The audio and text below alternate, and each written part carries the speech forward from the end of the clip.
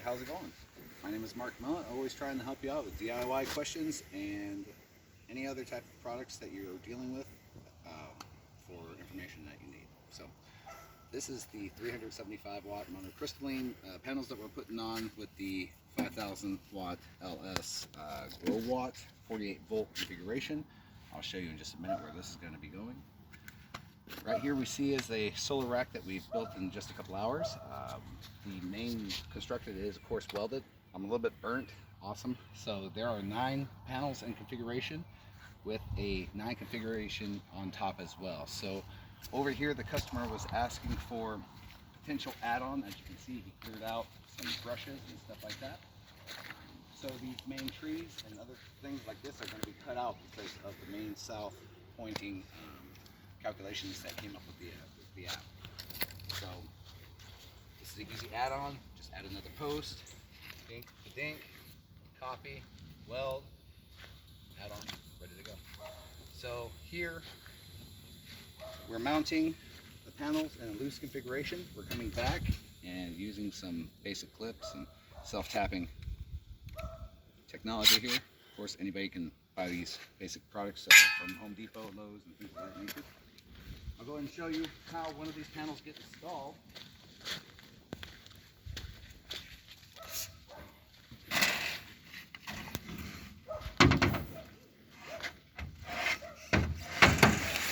Just walk it over. Walk it over. Oh, stop somewhere.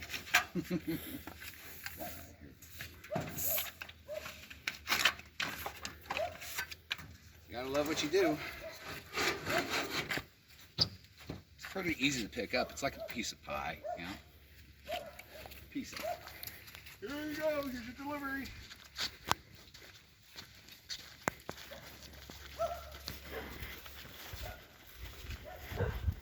Alright. As you can clearly tell, one person can do this job. It's not incredibly too hard. Self-tapper, lock it into place, make sure that everything looks good. One goes in this way.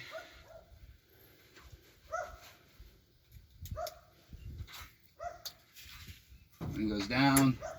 Alright. And how these are secured onto the frame, believe it or not, are just, I have one on me. I don't know if you can find one. Oh, they're right here. Here's one. So, it's just a little chunk of metal, L-angle bracket that you can get from Home Depot, Lowe's, or any other hardware store. Just go self-tap in point to point. Every 3 panels, lock in from the bottom, going into the panels, so they all kind of fold in together. So you can adjust or bring it up, land 50-50 on this bar. Once the 2 panels are on 50-50, you can do what I just did, stack and go. You see the next panel, we'll be tying all that in. Everything's nice and tight and where it needs to be laying. As you can tell, panels are pointing in. Electrical connections are pretty easy to get to. I can jump in any other type of series I want. There's 9 panels, 9 and 9, so there's 2 chains, one black, one red. But what we're going to do is we're going to combine those into one wire, make 18 amps out of both these circuits here at 375 watts, which should produce about 6,400 watts usable on a 5,000 watt charge capability. So we're always making more power even when the sun's not necessarily shining at its peak. So again, other than that, main wiring connection will all be coming up through here. We use the flex tube, same thing, self-tapper, clamp that all the way here. The wire will come down. Basically, it's just one big continuous connection point, right? All protected in the flex tube, outdoor rated material, which will come to a main junction box for safety purposes. I can shut off the system, which will come over here. This electrical connection will be dug into the ground, roughly 24 inches deep, and drag through the woods. So if you want to come with me,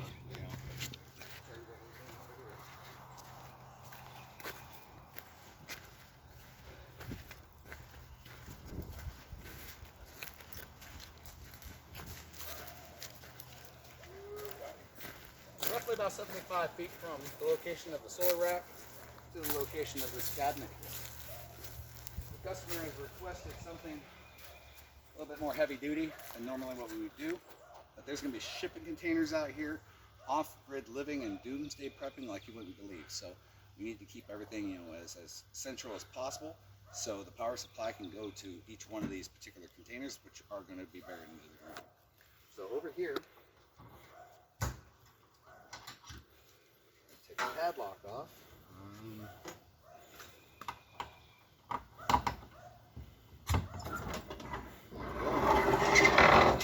Take a look. We're going to be sticking 48 volt, 5,000 watt lithium-ion batteries on here and here. So we'll have two, which is 10 kW on the top part. We're going to take this part of the cabinet out and put a type of backer, you know, plywood, if it's not too expensive, at $400 a sheet is what it seems like it's being lately. We'll put something back there to hang that inverter I just showed you, to be able to go with the in and out potential electrical connections. Down here you see that there's plenty more space to add another 20 kW worth of electricity. So they will have a 30 kW off-grid utility system with 2 row watt inverters going L1, L2 at roughly about, you know, 6,000, about 12,000 usable watts on demand. So the working communication. If you come over here, we already have bus bars at the top here. So we can handle roughly 200 amps, no problem, with multiple connection ports. Everything's ready to go. This was a telecommunication cabinet the gentleman picked up roughly for about 500 bucks from a job that he works on. So basically, you know, all the connections we have are here. We have all the main wire and things of that nature. So we're going to end up having